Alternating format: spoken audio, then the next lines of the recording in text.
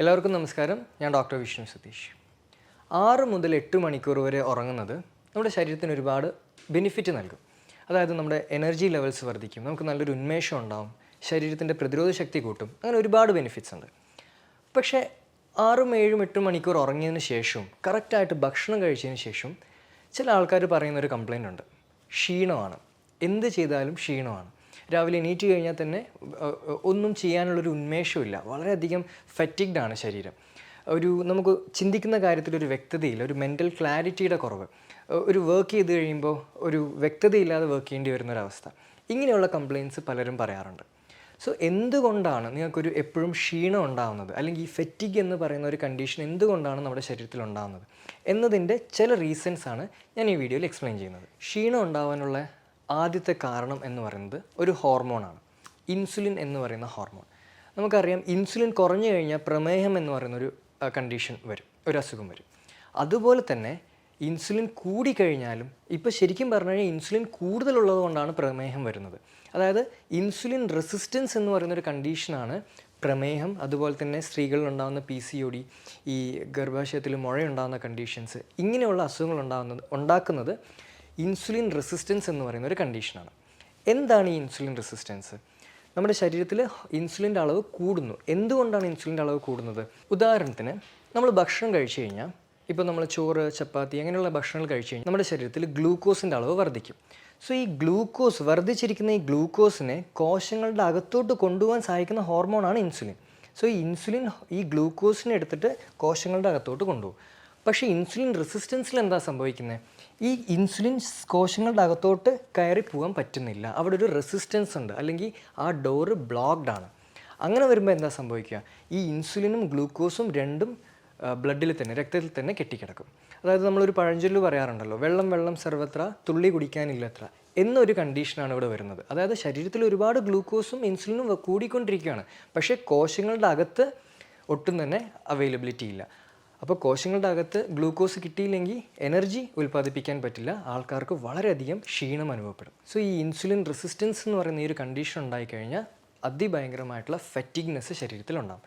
So insulin കുറച്ച് കഴിഞ്ഞാൽ automatically ആ ഡോറിൻ്റെ സെൻസിറ്റിവിറ്റി ബെറ്റർ ആവുകയും ഗ്ലൂക്കോസ് കോശങ്ങളുടെ അകത്തോട്ട് പോകാനും തുടങ്ങും. അപ്പോൾ പിന്നെ നമ്മുടെ ക്ഷീണം വളരെയധികം ക്ഷീണം നന്നായിട്ട് കുറച്ച് കൊണ്ടുവരാൻ പറ്റും. സോ ചില ആൾക്കാർ പറയാറുണ്ട്, ചോറും അല്ലെങ്കിൽ ചപ്പാത്തിയും കഴിച്ചില്ലെങ്കിൽ ക്ഷീണം ഉണ്ടാവില്ലേ, ക്ഷീണം വരില്ലേ എന്നൊക്കെ പറയും. പക്ഷേ ശരിക്കും പറഞ്ഞു കഴിഞ്ഞാൽ ഇൻസുലിൻ റെസിസ്റ്റൻസ് ഉള്ള ഒരാൾക്ക് ചോറിൻ്റെയും ചപ്പാത്തി അല്ലെങ്കിൽ ഗ്രെയിൻസ് എന്ന് പറയുന്ന കാറ്റഗറി കുറച്ച് കഴിക്കുമ്പോഴാണ് ശരിക്കും എനർജി ലെവൽസ് കൂടുന്നത്. അതുകൊണ്ടാണ് പ്രമേഹമുള്ള ആൾക്കാരോട് ഈ ഗ്രെയിൻസ് കുറച്ച് കഴിക്കണം എന്ന് പറയുന്നത്. വെയിറ്റ് കൂടുന്ന ആൾക്കാരോട് ഗ്രെയിൻസ് കുറച്ച് കഴിക്കണം എന്ന് പറയുന്നതിൻ്റെയൊക്കെ സയൻറ്റിഫിക് ആയിട്ടുള്ള കാരണം ഇതാണ്, ഈ ഇൻസുലിൻ്റെ ലോഡ് ശരീരത്തിൽ കുറയ്ക്കാൻ വേണ്ടിയിട്ട്. സോ ഇൻസുലിൻ റെസിസ്റ്റൻസ് കുറച്ച് കൊണ്ടുവന്നു കഴിഞ്ഞാൽ നിങ്ങളുടെ ക്ഷീണം പൂർണ്ണമായിട്ട് നമുക്ക് ഭേദമാക്കാൻ പറ്റും. അതുപോലെ തന്നെ നമ്മൾ കാർബോഹൈഡ്രേറ്റ് അല്ലെങ്കിൽ ഗ്രെയിൻസ് കുറച്ച് കഴിക്കുന്നതിൻ്റെ കൂടെ തന്നെ നമ്മൾ കൂട്ടി കഴിക്കേണ്ടതാണ് പ്രോട്ടീനും ഫാറ്റും. അപ്പോൾ പ്രോട്ടീൻ, ഇപ്പോൾ എഗ്സ് ആയിക്കോട്ടെ അല്ലെങ്കിൽ മീൻ ആയിക്കോട്ടെ, അതിൻ്റെ പോർഷൻ കൂട്ടി കഴിക്കുക, വെജിറ്റബിൾസ് കൂട്ടി കഴിക്കുക. പക്ഷേ ചോറ്,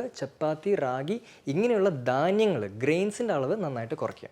സോ ഇൻസുലിൻ റെസിസ്റ്റൻസ് കുറയും, നിങ്ങളുടെ എനർജി ലെവൽ നന്നായിട്ട് കൂടും. സോ ശരീരത്തിൽ ഉയർന്നു നിൽക്കുന്ന ഇൻസുലിനാണ് ക്ഷീണം ഉണ്ടാക്കുന്നത്. അതാണ് ആദ്യത്തെ കാരണം. ഇനി രണ്ടാമത്തെ കാരണം മിനറൽ ഡെഫിഷ്യൻസി. മിനറൽ അല്ലെങ്കിൽ ചില വൈറ്റമിൻ നമ്മുടെ ശരീരത്തിൽ ഡെഫിഷ്യൻ്റ് ആണെങ്കിൽ അതും അതിഭയങ്കരമായിട്ടുള്ള ക്ഷീണം ഉണ്ടാക്കും. ആദ്യത്തെ മിനറൽ ഏതാണെന്ന് ചോദിച്ചു കഴിഞ്ഞാൽ അയൺ.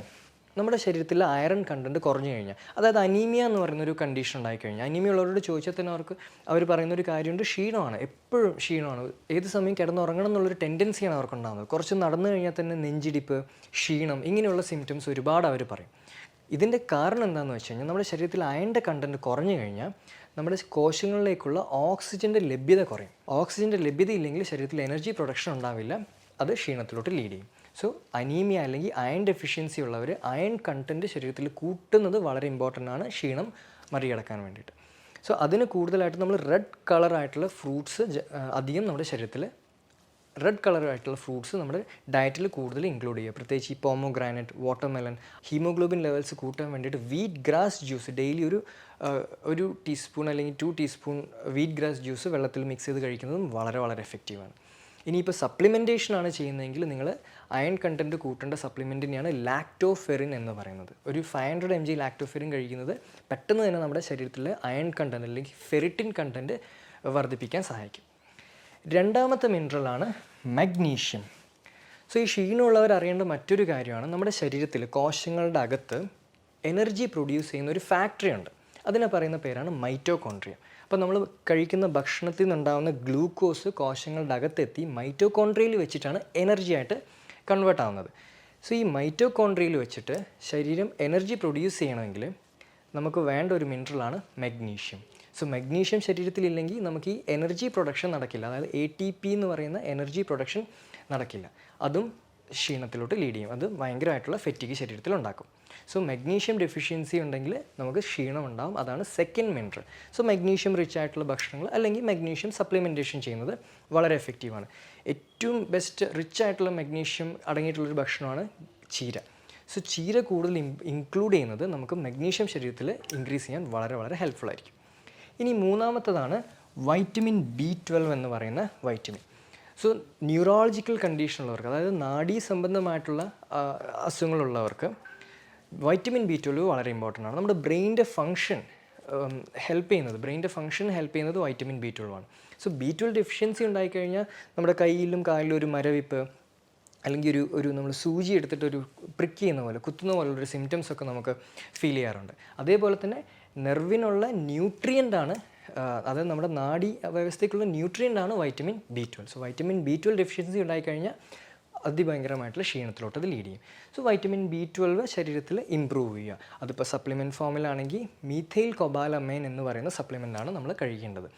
ഭക്ഷണത്തിലാണെങ്കിൽ കൂടുതലായിട്ടും മുട്ട കഴിക്കുന്നത്, ഓർഗാനിക് ആയിട്ടുള്ള മുട്ട കഴിക്കുന്നത് ഇമ്പോർട്ടൻ്റ് ആണ്. ഫിഷ്, മീൻ കഴിക്കുന്നത് ഇമ്പോർട്ടൻ്റ് ആണ്. ഇനിയിപ്പോൾ വെജിറ്റേറിയൻസ് ആണെങ്കിൽ കൂടുതൽ തൈരും മോരും ഡയറ്റിൽ ആഡ് ചെയ്യുന്നതാണ് വൈറ്റമിൻ B12 ഇമ്പ്രൂവ് ചെയ്യാൻ സഹായിക്കുന്നത്. സോ ആദ്യത്തെ റീസൺ നമ്മൾ പറഞ്ഞു, അതൊരു ഹോർമോൺ, ഇൻസുലിൻ എന്ന് പറയുന്ന ഹോർമോൺ കൂടുന്നതുകൊണ്ട് ക്ഷീണം ഉണ്ടാവാം. രണ്ടാമത്തെ നമ്മൾ മിനറൽ ആൻഡ് വൈറ്റമിൻ ഡെഫിഷ്യൻസിനെ കുറിച്ച് സംസാരിച്ചു. മൂന്നാമത്തത് വീണ്ടും ഒരു ഹോർമോണാണ്, ക്ഷീണം ഉണ്ടാവാൻ കാരണക്കാരായ മൂന്നാമത്തെ ഒരു ഹോർമോൺ. അതിനെയാണ് കോർട്ടിസോൾ എന്ന് പറയുന്നത്. സ്ട്രെസ് ഹോർമോണാണ് കോർട്ടിസോൾ. അതായത് നമ്മൾ രാവിലെ എണീറ്റ് കഴിഞ്ഞാൽ നമുക്കൊരു ഉന്മേഷം ലഭിക്കണമെങ്കിൽ നമ്മുടെ ശരീരത്തിൽ കോർട്ടിസോളിൻ്റെ അളവ് കൂടുതലായിരിക്കണം. അതുകൊണ്ട് തന്നെ ചിലവർ പറയും രാവിലെ എണീറ്റ് കഴിഞ്ഞാൽ ക്ഷീണമാണ്, പക്ഷേ ഞാനൊരു കോഫിയൊക്കെ കുടിച്ചു കഴിഞ്ഞാൽ എനിക്ക് നല്ലൊരു എനർജി ലെവൽ കിട്ടുന്നുണ്ട്. ഇത് കോർട്ടിസോളിൻ്റെ ലഭ്യത ശരീരത്തിൽ കുറയുന്നതുകൊണ്ടാണ്. കോർട്ടിസോൾ രാവിലെ കുറവാണെങ്കിൽ വളരെയധികം അതികഠിനമായിട്ടുള്ള ക്ഷീണമായിരിക്കും ശരീരത്തിൽ എക്സ്പീരിയൻസ് ചെയ്യുന്നത്. പക്ഷേ ഒരു ഈവനിങ് ഒക്കെ ആകുമ്പോഴേക്കും അതേപോലെ തന്നെ ആൾക്കാർ പറയും ഈ എനർജി ലെവൽ ഈവനിങ് ആകുമ്പോഴേക്കും ബെറ്ററാണ്. കാരണം ഈവനിങ് ആകുമ്പോഴേക്കും കോർട്ടിസോൾ കൂടും, പക്ഷേ എഗെയിൻ ഈവനിങ് വീണ്ടും കോർട്ടിസോളിൻ്റെ അളവ് കുറഞ്ഞു വരും. സോ ഈ കോർട്ടിസോൾ നമ്മുടെ ശരീരത്തിൽ മോർണിംഗ് ടൈമിൽ കുറവാണെങ്കിൽ നമുക്ക് വളരെയധികം ക്ഷീണം എക്സ്പീരിയൻസ് ചെയ്യാം. അതുപോലെ തന്നെ ചിലവരുടെ ബോഡിയിൽ കാണുന്ന വേറൊരു പാറ്റേൺ ആണ് കോർട്ടിസോൾ നൈറ്റ് ടൈമിൽ ഒരുപാട് അധികമാവുക എന്നുള്ളത്. സോ രാത്രി കാലങ്ങളിൽ കോർട്ടിസോൾ കൂടി നിൽക്കുന്നത് ചിലവർക്ക് ഉണ്ടാകുന്ന ഒരു പ്രശ്നമാണ്. ഈ കോർട്ടിസോളിൻ്റെ ലെവൽ രാത്രി കാലങ്ങളിൽ കൂടി നിൽക്കുക എന്നുള്ളത്. കോർട്ടിസോൾ രാത്രി കാലങ്ങളിൽ കൂടി നിന്ന് കഴിഞ്ഞാൽ അത് ഉറക്കമില്ലായ്മയിലേക്ക് ലീഡ് ചെയ്യും. കാരണം ഉറക്കത്തിന് സഹായിക്കുന്ന മെലാറ്റോണിൻ എന്ന് പറയുന്ന ഹോർമോൺ കോർട്ടിസോൾ കൂടി നിന്ന് കഴിഞ്ഞാൽ മെലാറ്റോണിന് ആക്ട് ചെയ്യാൻ പറ്റില്ല, നമ്മുടെ ശരീരത്തിൽ അത് ആവശ്യത്തിന് ആക്ട് ചെയ്യാൻ സാധിക്കില്ല. അപ്പോൾ ഉറക്കമില്ലായ്മയിലോട്ട് അത് ലീഡ് ചെയ്യും.